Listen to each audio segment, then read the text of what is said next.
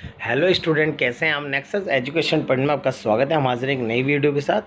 आज हम बात करेंगे BA program second year 4th semester की हिस्ट्री। टॉपिक है भारतीय राजनीति में उग्रवादी यानी गर्मपंथी विचारधाराओं का जन्म किन कारणों से हुआ। तो बच्चों, इसका हमने एक पार्ट प्रारंभिक कांग्रेस यानी नरमपंथी के बारे में इससे पहली वाली वीडियो में हमने पढ़ा, जो कि 1885 से 1905 तक की गतिविधियां थी। लेकिन इस उग्रवादी या गर्मपंथी जो पढ़ेंगे हम 1989 के बाद पढ़ेंगे, क्योंकि उग्रवादी या गर्मपंथी जो थी यानी जिसे हम गर्म दल कहते हैं, इस गर्म दल का जो उदय हुआ था 1905 से माना जाता है। चलिए बात करते हैं। भारत में कांग्रेस का जन्म 1885 में हुआ और प्रारंभ में कांग्रेस ने अत्यधिक शांतिपूर्ण और गर्मपंथी विचारधारा को अपनाया।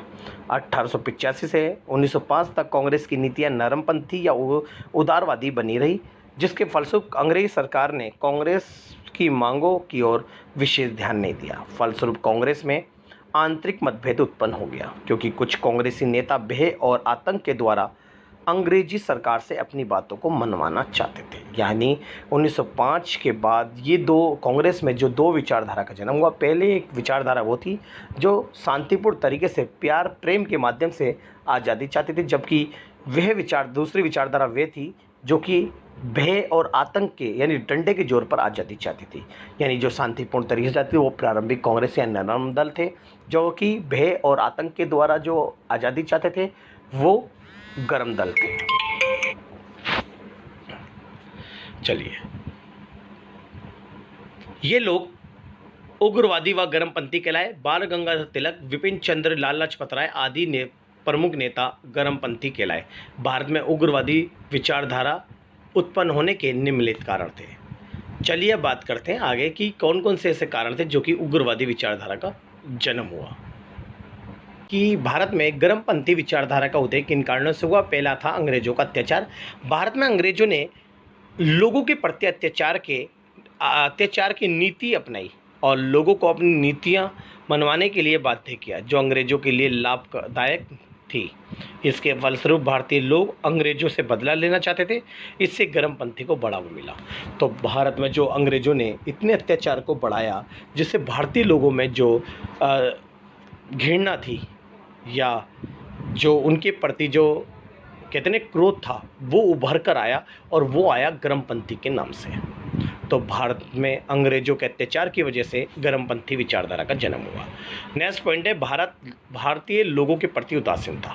भारत में अंग्रेजी शासन के कारण यद्यपि लोग परेशान थे, परंतु इन परेशानियों के विरोध में सरकार ने बिल्कुल भी ध्यान नहीं दिया और कांग्रेस की मांगे स्वीकार नहीं की, जिसके कारण लोगों में असंतोष बढ़ने लगा और इस कारण उग्र यानी गर्मपंथी विचारधारा का जन्म हुआ। नेक्स्ट है भारतीयों से भेदभाव। अंग्रेजों ने भारतीय लोगों से अनेकों प्रकार का भेदभाव करते थे, जैसे ही इनको बड़े बड़े उच्च पदों पर या उनको सरकारी नौकरियां नहीं देते थे, यहाँ तक कि उनको पगड़ी बांधने का भी अधिकार नहीं था और लोग सर झुकाकर अंग्रेजों से बात करते थे, यानी पैरों में चप्पल पहनने का भी नहीं था। मतलब भारत के अंदर इतना भेदभाव बढ़ाया।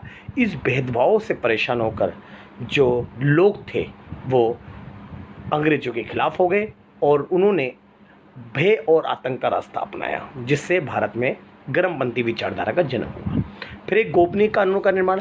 ब्रिटिश सरकार ने सरकारी गोपनीय कानूनों को लागू किया, जिसके अनुसार सरकारी गोपनीय विषयों की जानकारी जनता को देना अपराध था। यानी जो भी सरकार काम करेगी, अब उस सरकारी कामों को हम जनता को उसकी जानकारी नहीं दे सकते। यानी ये था गोपनीय कानून। ये कारण साधारण थे, परंतु इसके कानून व्यापक थे, क्योंकि जब अखबारों में केवल वही घटनाएं छप सकती थी जिनकी आज्ञा सरकार देती थी, इससे भी भारतीय जनता में विरोध की भावना उत्पन्न हुई और जिससे गर्मपंथी या उग्रवादी विचारधारा का जन्म हुआ। अब नेक्स्ट है विश्वविद्यालयों का यूरोपीकरण।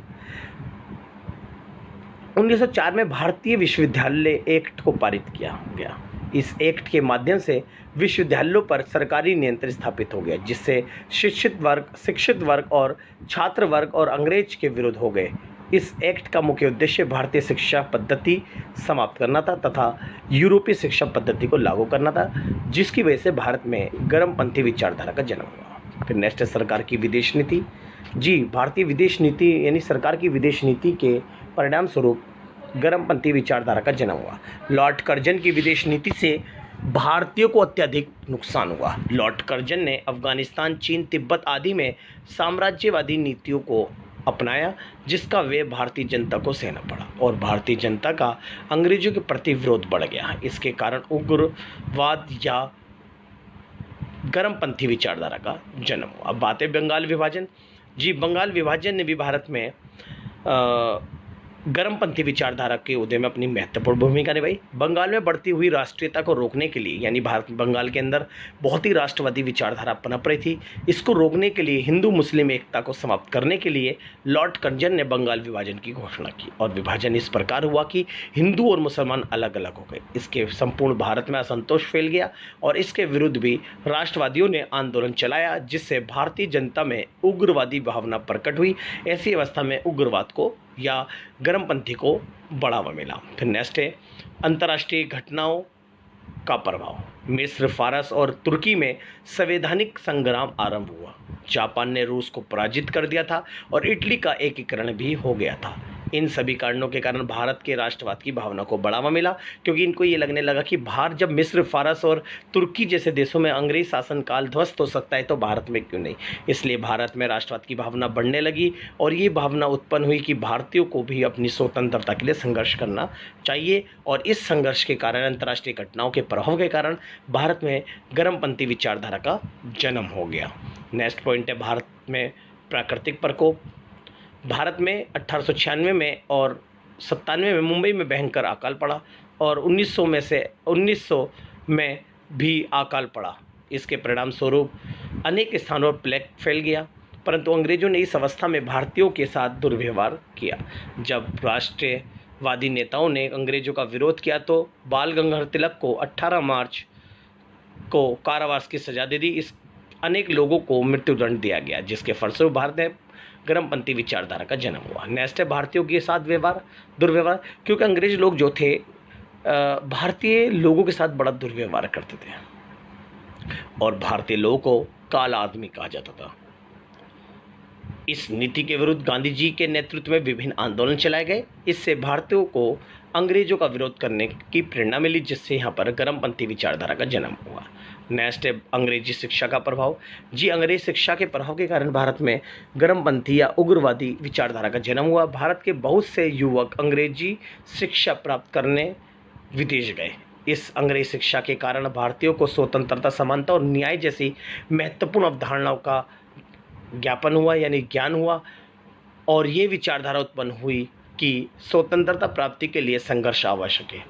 इससे भी उग्र राष्ट्रवादी भावनाओं को बढ़ावा मिला, जिससे भारत में गर्मपंथी, ये सभी कारण जो थे भारत में गर्मपंथी विचारधारा या उग्रवादी विचारधारा का जन्म में सहायक सिद्ध हुए।